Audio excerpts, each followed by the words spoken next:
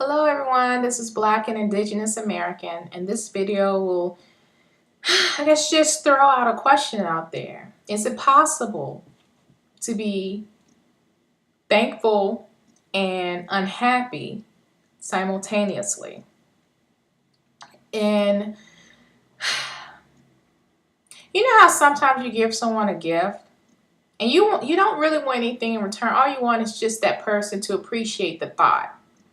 And in turn, the person's like, I didn't want this. I wanted something else. You could have kept this. You could have, took that money and did something else with it. Well, that's how I feel about God and being thankful. I'm thankful from the situations that I come out of. I'm thankful that I'm here. God has given me breath to breathe, no pain in my body. I can use all my limbs. I'm not homeless. I have transportation. I have food to eat. Obviously, I'm not going hungry. Hello. I'm just thanking and I'm just being thankful for all of my necessities. Clothes, shoes, shelter, transportation, no pain in my body. I can see. I have all of my senses. I do have issues with my eyes. And this is another thing that I've been dealing with.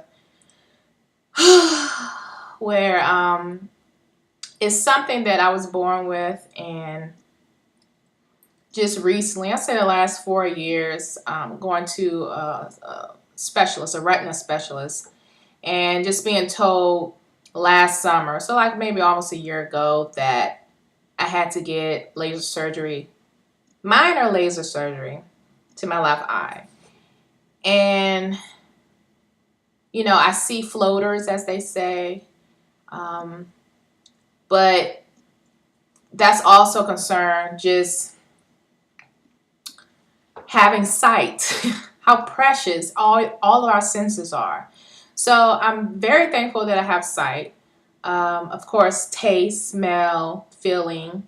I can feel my limbs. Some people, they walk around, they're numb. They can't feel one side of their body because maybe they have or they will experience a stroke or something like that. So I'm thankful for that. I'm thankful for having a husband who is respectful and who loves me. Just witnessing loved ones, specifically female relatives who have been abused, have been verbally abused, physically abused, treated like crap. And thus far, I've just felt appreciated by my husband and loved. And not everyone gets that or gets to experience that. So I'm thankful that I am in a loving relationship. And I'm thankful that I have hair on my head. Stress is something else. And when you're under a lot of stress, usually you'll start noticing pain in your body. And some people tend to experience shedding their hair. And I'm one of those people. And I cut my hair back in September of 2012. I think I cut off at least 6 inches, maybe 7, because my hair was just shedding just all over the place. And it just goes through stages where it sheds. And I really do believe a lot has to do with stress. But I'm glad I have hair on my head. I'm thankful that God has grace and mercy on me. I'm far from perfect. And I just know that the only reason why I'm still here is because of the grace of God. So I'm thankful for that. I'm thankful that I was able to graduate from high school and to go on with higher education. I'm thankful that that part of my education I invested in, which I have mixed feelings about when it comes to the job market, but that's for another day discussion. I'm thankful for people who actually care for me, and not just the fake ones, but people who actually care for my well-being. I'm thankful. I'm thankful for learning from other people's mistakes so I won't have to make the same mistake. I'm thankful for that.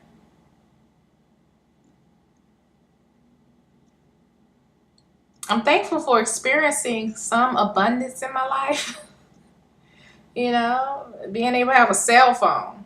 I mean, once upon a time, cell phones were expensive, and internet computers were very expensive. The average person couldn't afford a personal PC, personal computer, or a cell phone. You know, now it's like they look at you halfway crazy if you don't even have either or whatever. It's like, oh, you don't have a computer? You don't have a cell phone? I'm thankful.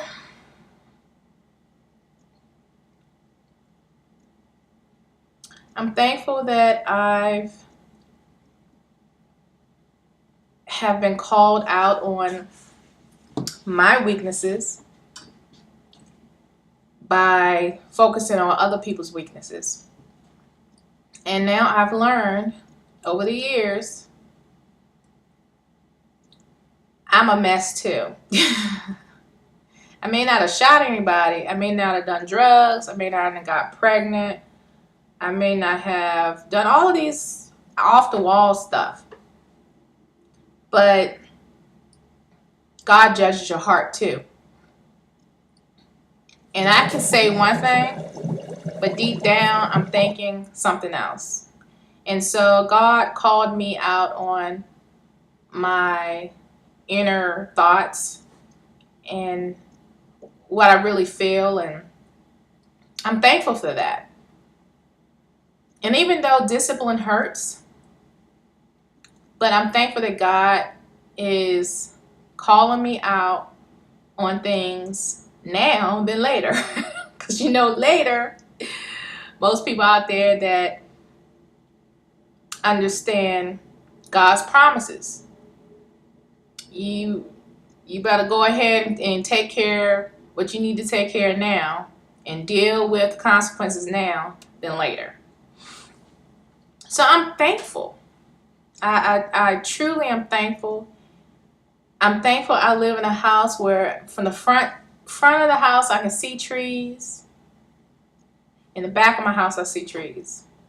It's just something about trees. I just love trees. I don't like living anywhere where I can't look out the window and see a big oak tree or something, you know.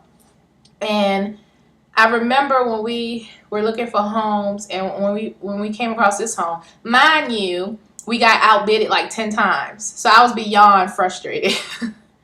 And then we came across this place, which was the best place out of all of the houses that we struggled to try to obtain. This was the best, and we got it by the grace of God. But I remember when we were looking at this home, I was like, okay, I can see trees outside of my front windows and then in the back. Also, the sun rises east, kind of southwest of my home. So we do get the sunrise coming up, but it's kind of on the side of the house. But that's okay, because I wanted to have the sun, and this might be kind of silly for some people, but I wanted to have the sun rise on the side of the house where our bedroom was. So I can wake up with the sun, especially in the summertime, because you know we have more daylight, versus waking up to a crazy alarm. Again, this may be minute to other people, but I'm thankful. I'm thankful that we obtained our first home after so many bids, after so many disappointments, in the homes, I'm looking back now and I'm looking at it and I'm like, you know what? This house that God allowed us to purchase, this house was better than all those houses that I stayed up late at night upset about because we got outbidded. God is my witness. And so I do understand how God works. And when we think there's no hope, he steps in and reassures us that his timing is perfect. Our timing, you know, how we humans are, his timing is perfect. And then we also got this home during that whole first time home buyer tax credit thing, $8,000 tax free, and we didn't have to pay back and all that. Oh, God was right on time. Do you hear me? Right on time. Not only did we get this home, but we also had the privilege to have that $8,000 without having to pay it back. Cash. When God shows up, he shows out. So anyway, the point is, I wanted to give thanks first. I wanted to be thankful first. Now comes the unhappy part. And just wondering if you can be unhappy and thankful at the same time. Because even though I'm thankful, but I'm also unhappy. And when I say unhappy, I mean, I'm not where I thought I would be in my life. And I'm real serious about that.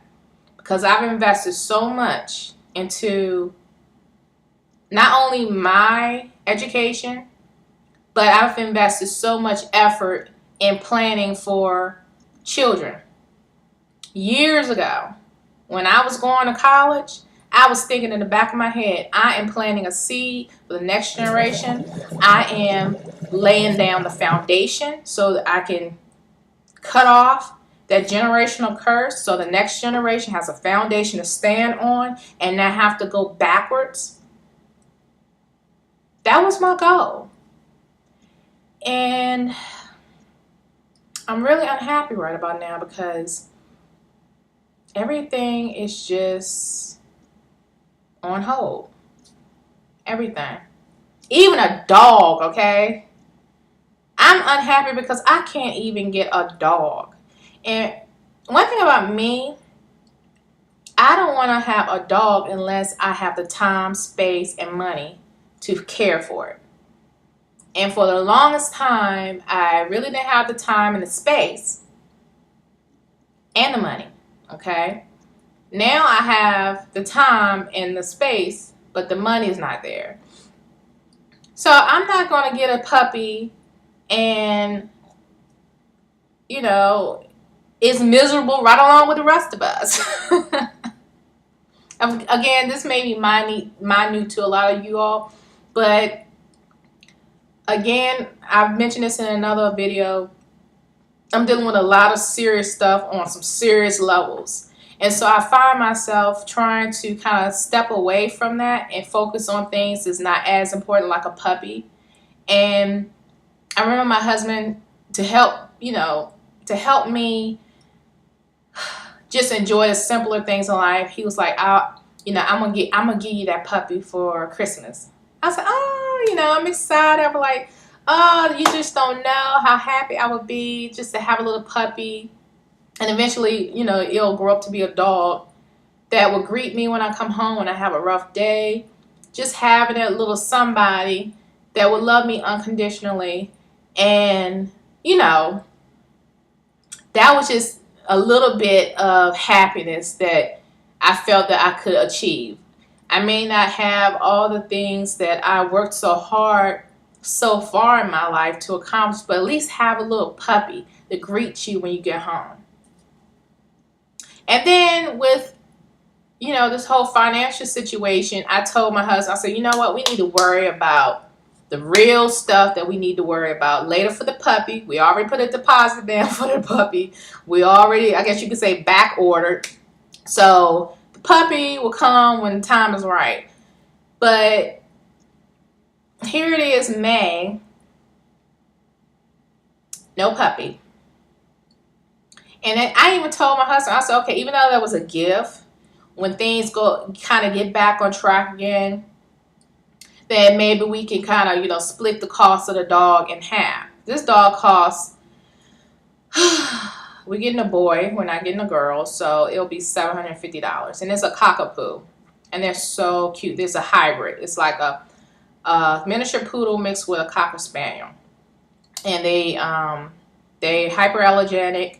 They don't do a whole lot of barking. They aren't funky dogs. They don't shed as much. They have great temperament. I mean, all the things that I want in a dog. It's kind of like a knockoff as far as beneficial, features of a dog.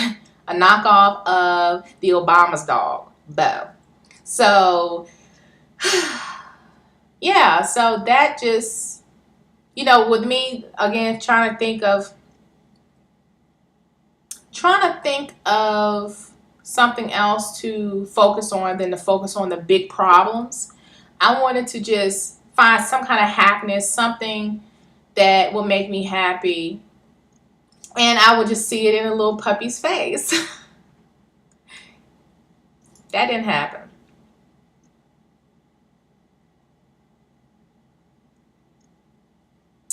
At this point in my life, I wanted to be able to give back to my intermediate family. How can I give back when I don't have anything to give? What I wanted to do was to buy, I guess it was 9 acres of land behind my father's house that goes all the way down to the lake, because we live near a lake. And I wanted to build this family lake house that, of course, my father could live in. But that was going to be the family house. It was going to have 5 bedrooms, 5 baths. And just whenever we have these big functions, people don't have to worry about getting a hotel room and all that stuff. They can just crash at my family's house. And like I said in another video, I don't really have relationships with my family. Again, because I guess I feel I have nothing to give, so I kind of distance myself from them.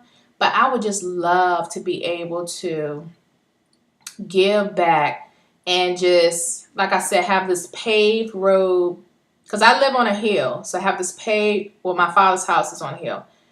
Paved road all the way down to the lake, and have this big lake house or cabin or whatever you want to call it. It's overlooking the lake. Gorgeous. Gorgeous. That would be a little piece of me giving back to my father.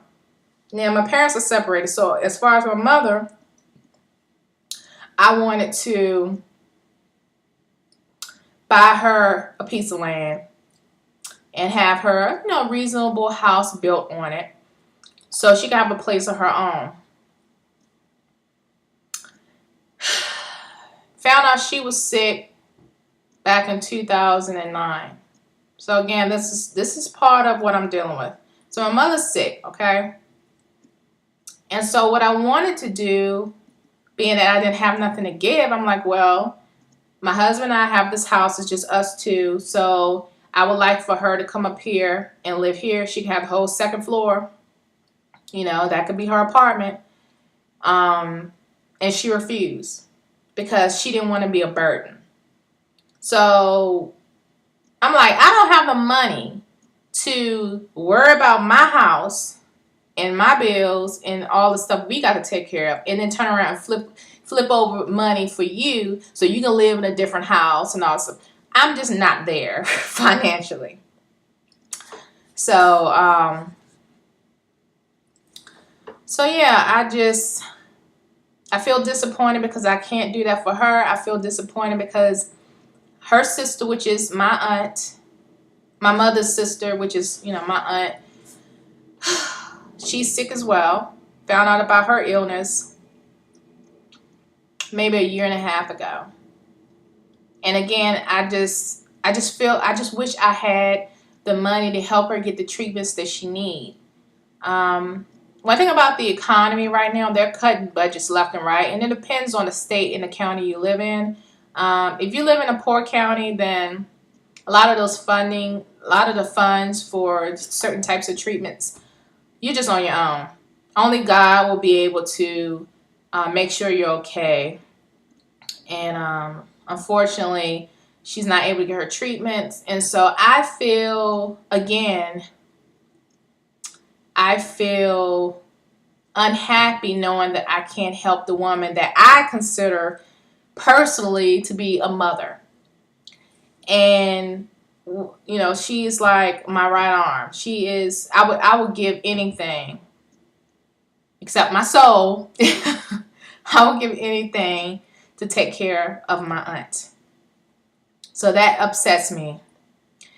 And again, I think overall I'm just unhappy because I just can't help anybody. I volunteer all the time. I have the time to do that. So I'm always volunteering. I'm doing virtual volunteer projects for different organizations.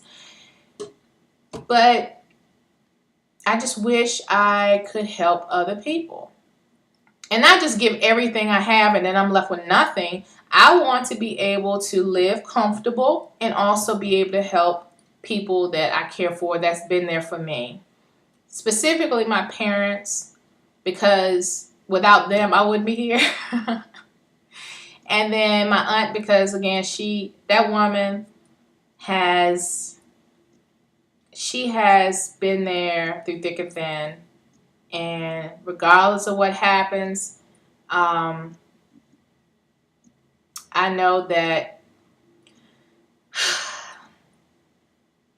I don't know, I just feel like I just don't have the means to take care of everybody that I care for. And it bothers me because, again, years ago, I had it in my mind that I was going to take care of my family. And not like a whole entourage, like people that get rich and they want to pay everybody's bills. I'm not talking about that. But I'm just saying, being able to give back and even take care of my parents when they get older. Now, again, like I said, my mother, she's sick. So I would like to be able to take care of her, but she's stubborn and she has her ways. But I just wanted, her to have a place of her own, where she's surrounded by loved ones who love her and can kind of look after her while she's here. But now she's stubborn. And she's trying to be independent as long as she can, I guess. But yeah, all I have to say is I'm definitely unhappy with the way life has unfolded for me at this point. And again, I'm thankful, but then I'm also unhappy. I'm thankful my parents are still here, but I'm unhappy because I can't help them, and also I'm not on the same page with my mother. Outside of her being ill, she is very bitter and she's difficult to get along with. And it's gotten worse over the years, but we don't have a great relationship right now. And it bothers me because life is too precious to be bickering. And unfortunately, she don't get it, and we're wasting a lot of time not talking.